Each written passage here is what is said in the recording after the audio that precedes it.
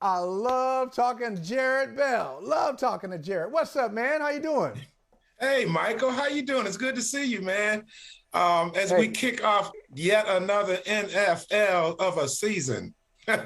yeah, good to see you too. And I want to ask you what you were thinking last night when you saw a rookie head coach kind of watch the clock just wind down, wind down, wind down. So, okay, what's going to happen?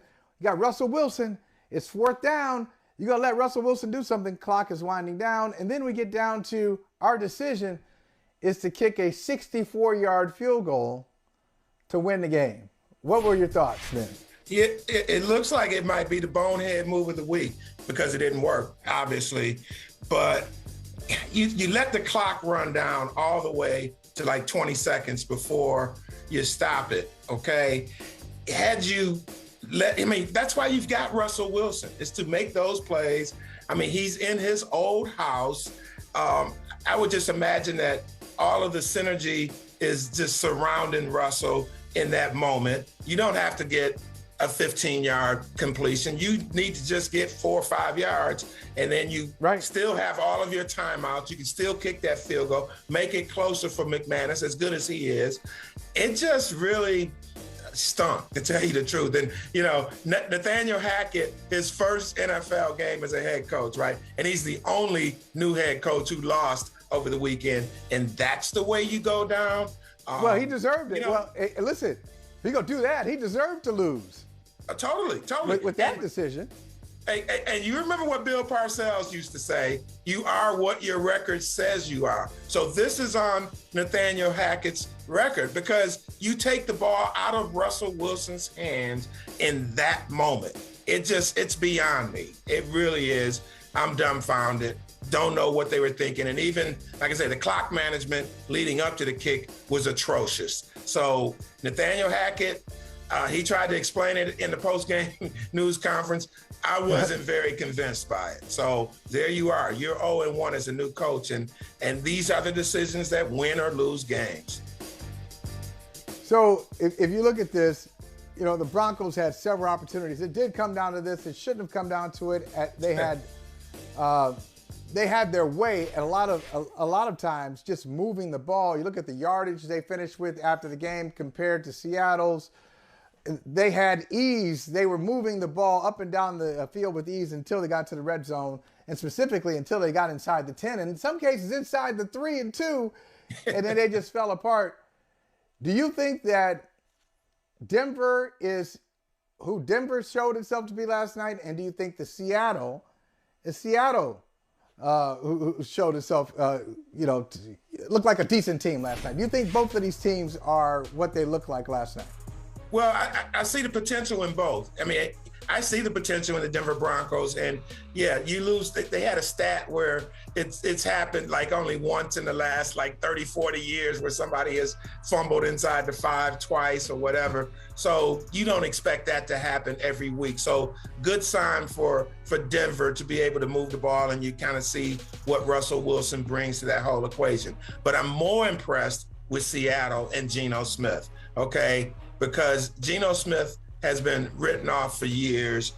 Here's a guy who has been in the system playing backup behind Russell Wilson for 3-4 years or whatever, and now he gets his opportunity, and he didn't mess it up. I mean, he didn't put up monster numbers, but he made some heck of a plays. He didn't make any bad mistakes. So, Geno Smith and the Seahawks really showed me something that you're talking about a team, if they could have that running game. Remember that offensive line has been such a problem in Seattle for many years, really. And, they came to ball last night. The defensive line was pretty good too. And so if I'm the Seattle Seahawks and the 12s up there, I'm really excited that, we've got a chance to really be competitive this year. It's one game, 1 week, we know it, but, we saw something in Geno Smith and the Seahawks last night, because they still have some of those same playmakers, DK Metcalf and, Tyler Lockett. So you've got that to work with. And then Geno was just working with those tight ends last night. Like it was, pretty, connected, pretty special. So, I'm bullish on the Seahawks, at least after 1 week. Well, if you look at it, you look at the completion percentage for both of them, great night. Geno, 82%. Yeah. But Russell at times, and they said it during the broadcast, I think Troy Aikman probably made the point like a half dozen times. He said, I'm really stunned that Russell hasn't been able to take advantage of some of the youth in the Seattle secondary. He got some young corners. Why isn't he testing these guys? What do you think it was? Do you give credit to Seattle and Pete Carroll and his defensive staff, or was the Denver approach a little too conservative unnecessarily? Yeah, it may have been a little too conservative, especially when you look at how it ended, right? So you've got Russell Wilson. You made this huge investment to get him. And, hey, we heard it for how many years, Michael? Let Russell cook, right? Well, that chant may move on to Denver now because, like you said, there were opportunities that seemed to be there. But still in all, you go back to the turnovers in terms of, what really lost the game besides that end of the game fiasco. They had their opportunity. So again, I don't know if you want to overreact and say that, Russell is not going to be able to take advantage of all the weapons that he has there. It's just, you got to close the deal when you have to. And that's where they really failed last night. I'm going to get you. I had your colleague, Mike Jones, on yesterday and last week, and I know he's very excited. He was excited about the Bills as AFC East champions. He doesn't have the Bills winning the Super Bowl. How about you? I mean, everybody loves the Buffalo Bills. I have not heard this much love for Buffalo from NFL writers like you to Vegas. Everybody is hot on the Buffalo Bills. How about you? Who's your team to watch this year? Yeah, I like Buffalo from the standpoint that we've seen them develop over a couple, 3 years, right? And they just keep adding pieces and gaining confidence, right? And so you bring Von Miller to the defense, which was a really good number 1 ranked defense, and you've got to be better. What a statement they made on Thursday night against the Rams. But here's my caution about Buffalo. You are still going to have to beat Kansas City, and there's always going to be another team. I look at the Baltimore Ravens, and I think they are sneaky dangerous. Now, the Ravens lost a playoff game at Buffalo year before last, right? And so now you've got to maybe do that again if you're Buffalo, beat them again. So it's way too early just to really stamp anybody as a Super Bowl contender. But for 1 week, for all that they did in the offseason, for how they've built over the past couple of years, yeah, they're going to be in that mix. We know that.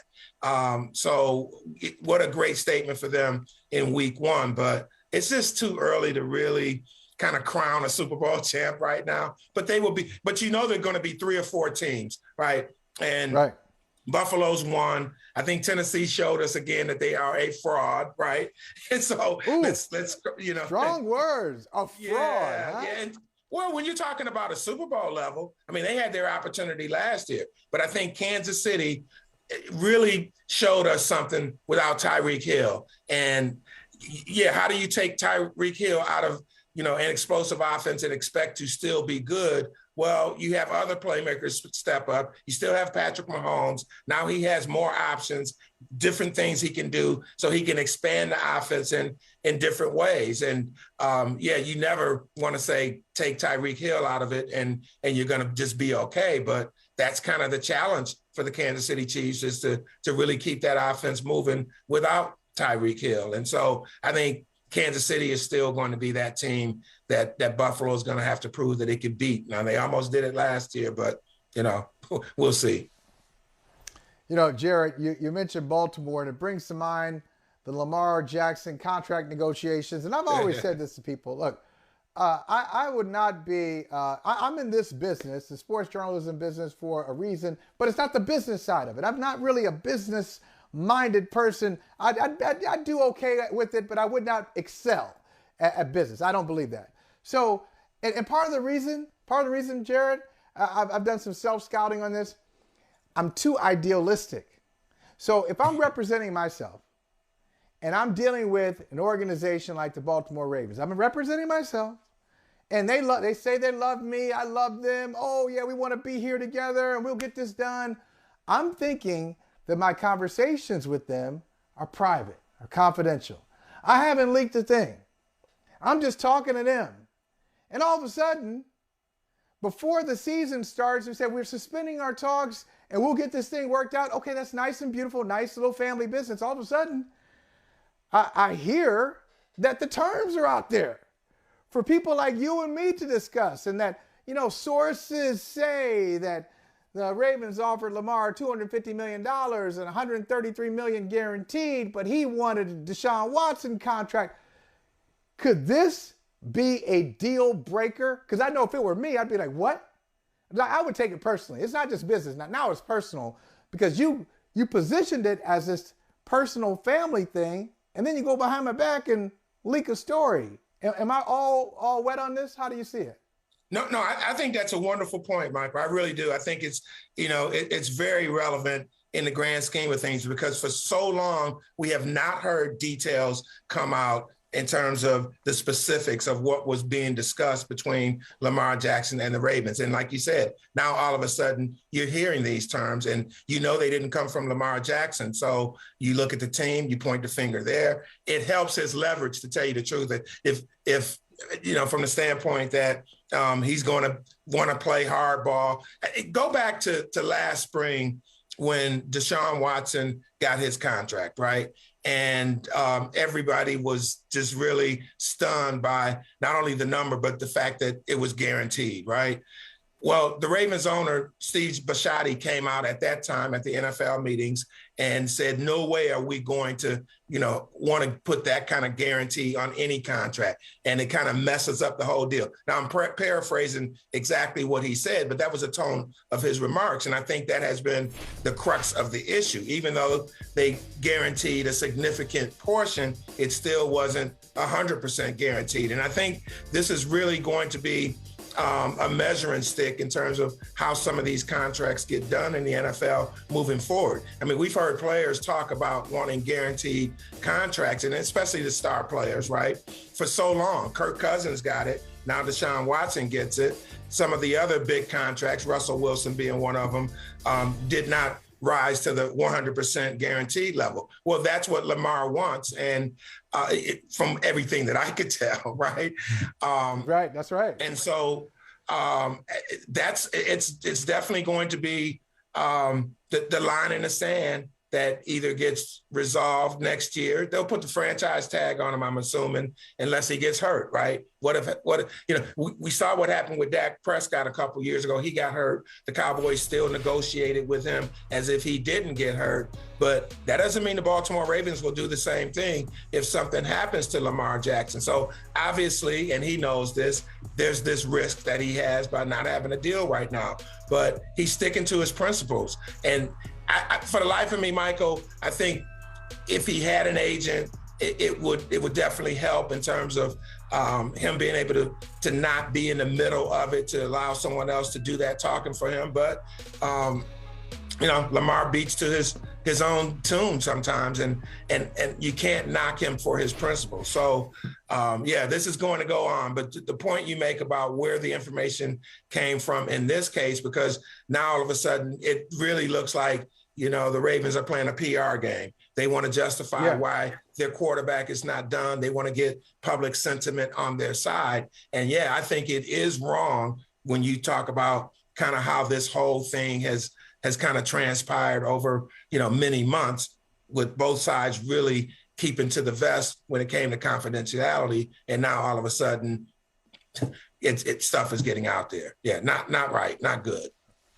Well, speaking of confidentiality, and this is the last thing I'll say before I let you go. Confidentiality went out the window at the beginning of the pandemic, 2020, because we had Zoom and we could kind of peek into people's workspaces and homes. And I'm peeking into your workspace right now. And I'm so nostalgic. I see an old school USA Today paper box. I love that. How long have you had that? That thing is fantastic. Great job. That's a no, thanks, Michael. And it is a conversation piece. It's funny because I've had it for about 5 years, and USA Today offered them to the employees a few years ago after they got new new boxes, a few years ago. And so yeah, I grabbed one. It was definitely one that I wanted to have, but it was sitting in the garage for a long time. And I'll tell you, I showed it to Pam Oliver when I moved here to Atlanta last year, and she just thought it was like it was in my garage, and I showed her some pictures or whatever, and she was like, "Oh no, that is just classic. You've got to have that." And so that's where the idea came to kind of put it in my office here. Was from Pam saying, "Yeah, you've got to have some, some decor and some nostalgia going on." So that it just served its purpose again to be a conversation piece. USA Today's 40th anniversary, Michael, is on September 15th. It's coming up later on this week. And so, and I've been at USA Today, not for the whole 40, but I got there the first year it made a profit, right? So I think there may have been something, something to that. There it is. But, coincidence? Coincidence? Not at all. Yeah, maybe. But point being, very proud to be associated with that brand for so many years. And so, as this anniversary approaches, have kind of reflected a little bit on that. But I'm glad you noticed the box, because you can't find them on the news corners, on the street corners anymore. Hey, man, that's a piece of Americana, man. You better hold on to that. Hold on to that and keep that secure at all times. Jarrett Bell, always good to see you. Always good to hear you. We'll talk with you again, I'm sure, before this season ends. And lots of other storylines develop. Thanks for taking the time, man. Yeah, there's always something, right? That's right. I appreciate you having me, man. Anytime. Hey, thanks for watching Brother from Another on YouTube. Make sure you hit subscribe before you leave, and be sure to watch us 3 to 5 p.m. Eastern Time on Peacock. Appreciate you.